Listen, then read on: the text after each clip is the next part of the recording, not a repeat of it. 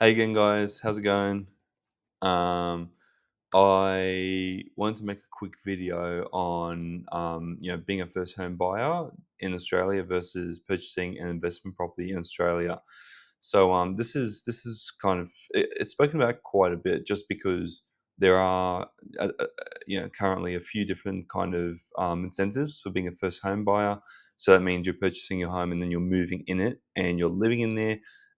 Whereas there are, I guess, some incentives for purchasing an investment property, but nowhere near as much. And we'll get into exactly what I'm talking about later on. But this is a common kind of debate people have. On one hand, they want to purchase real estate to make money.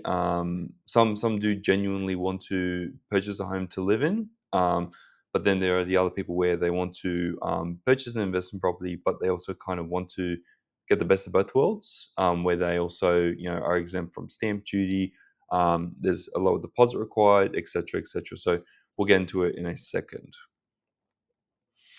Now, in Australia, let's just quickly go over some first home buyer benefits. Now, for new homes, so these are brand new built homes or potentially off the plan homes, so they're about to be built.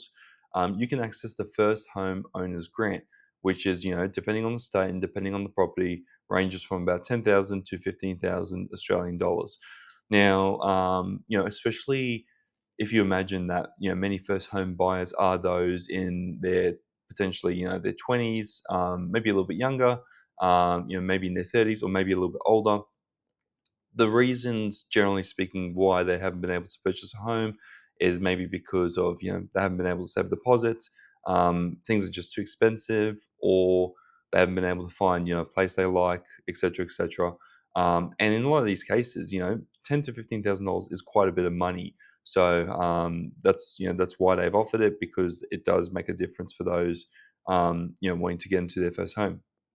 Now, where it really does make a difference, and this goes for everyone pretty much that is a first home buyer, is that there are exemptions or concessions on stamp duty up to about $800,000, depending on the state. Now, essentially, how stamp duty works is, the lower the cost of the property, the purchase price, the less you're going to pay in stamp duty. As you get more and more and more expensive, you're going to pay more stamp duty.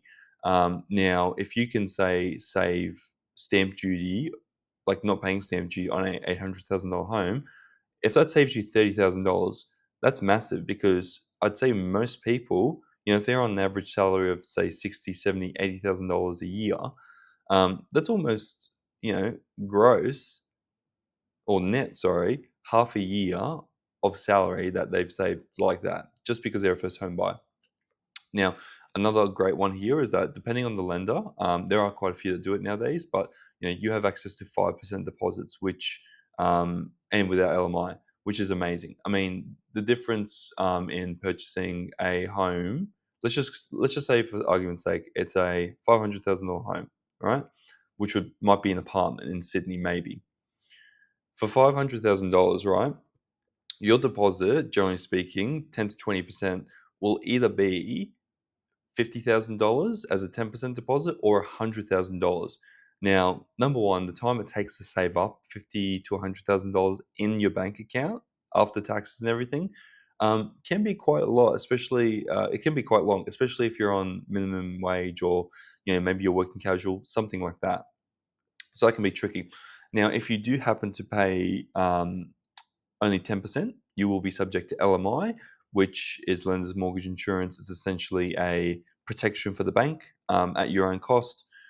This can range from a couple $1,000s to potentially in the low to mid, five, $10,000, $20,000 range. It just depends, but um, it will ultimately be cheaper if you pay 10% plus LMI.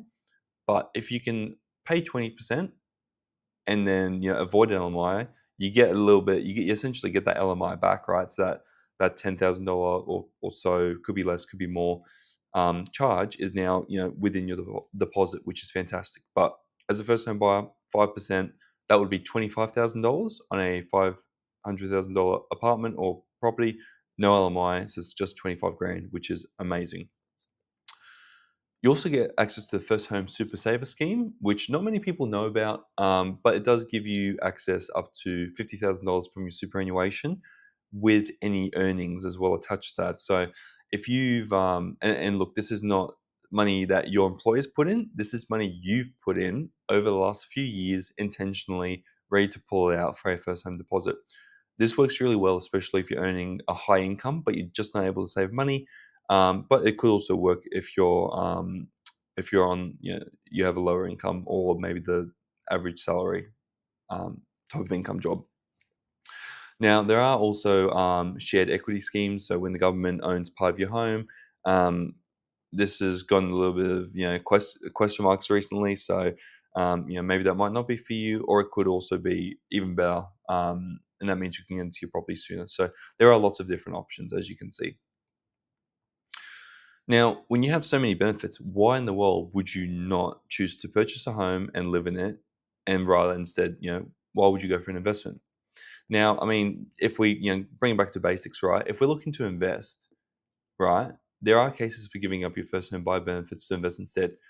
Ultimately, if you're looking to live in a home and that's your forever home, or you're not looking to move soon and you don't really care about making money, um, the first home buy benefit will be a no-brainer. Now, if you're wanting to do both and invest and also be a first home buyer, that could be a little bit tricky, but we'll get into it. Just as an investor, I mean, you're able to kind of, I guess, put your money wherever you want, really, because you're not going to be living there. You may be able to purchase in quote unquote better markets as opposed to purchasing in your backyard or where or where your grandma lives or where you work or live or anything like that. You can purchase in markets regionally, maybe in different states, maybe in places that you know you would have never ever wanted to or will never visit. But in terms of yield, in terms of capital growth, in terms of the value you get, it just makes a lot of sense, right? As an investment, you'll also be able to receive, rental income, and with those other expenses like interest, depreciation, tax deductible. Now, with a home, think of it like this: when you are purchasing, oh sorry, when you're repaying the bank, you are repaying the bank with net income from your job. So you've paid taxes on all that, and then you're paying that money to the bank. As an investment, in a way, it's almost like you're paying net money back to the bank. So especially if you're doing an interest only, where all your interest is fully tax deductible, essentially you are ultimately paying the same thing from your bank account to the bank, but because you're able to get a deduction on that, a tax deduction, it's almost as if you're paying it, your employer's paying it straight to the bank, which is fantastic. It's a tax deduction, which is really cool, and you're also able to obviously receive income and offset against that. Now, purchasing the correct property may also be key to your wealth strategy. Purchasing a home, again, for a lot of people, especially if you're just living in it and you're not making any income off it, and maybe you've bought in an area that has really high congestion, maybe it's not, how do you say, maybe it's not, in a market that's traditionally known to perform really well. I mean, this can ruin your, wealth strategy entirely. This can really put a dent in it for you. So, purchasing that correct property, through an investment means could really set you off to, you know, purchase that second property, that third property, much quicker than purchasing the wrong type of investment as a first home buyer. Now, another reason again here is, you do retain the flexibility to live where you want. So, for example, when you do purchase your first home, that's kind of, that's your home. You're required to live in it for a certain amount of time and make it your principal place of residence, right? Now, if you do, invest elsewhere and then, choose to rent or live overseas or live with your parents, you do have that flexibility. You're not required by anyone to live there for a certain amount of time, which could be interesting, especially if you're a nomad or you're someone who's just not sure where they want to live.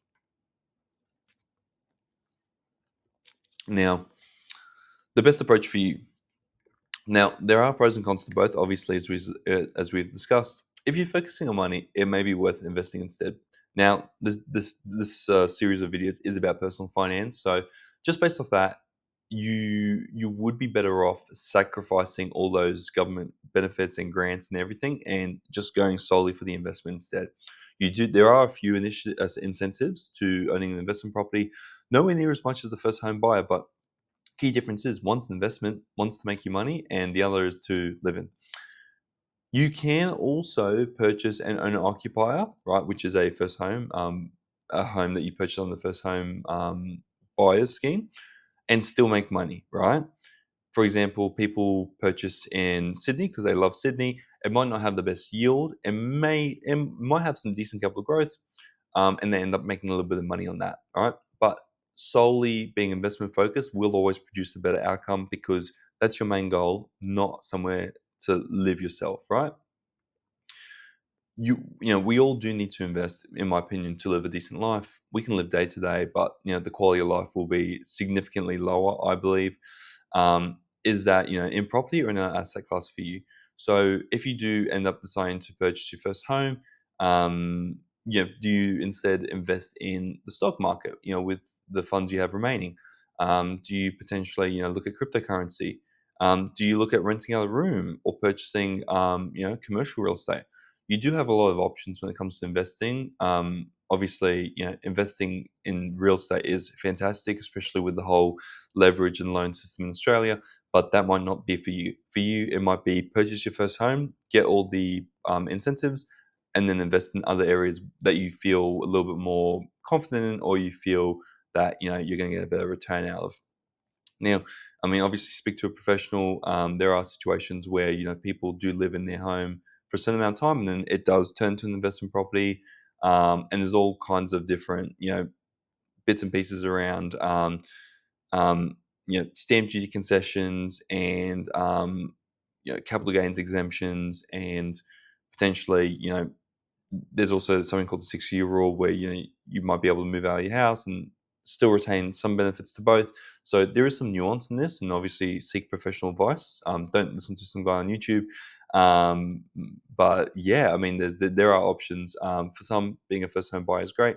For others, and most I'd say on the channel, investing could be a better option for you. So hopefully you guys have enjoyed the video. Make sure to like the video and subscribe. And if you have any questions, let me know down below. But otherwise, I'll see you guys in the next one. Peace.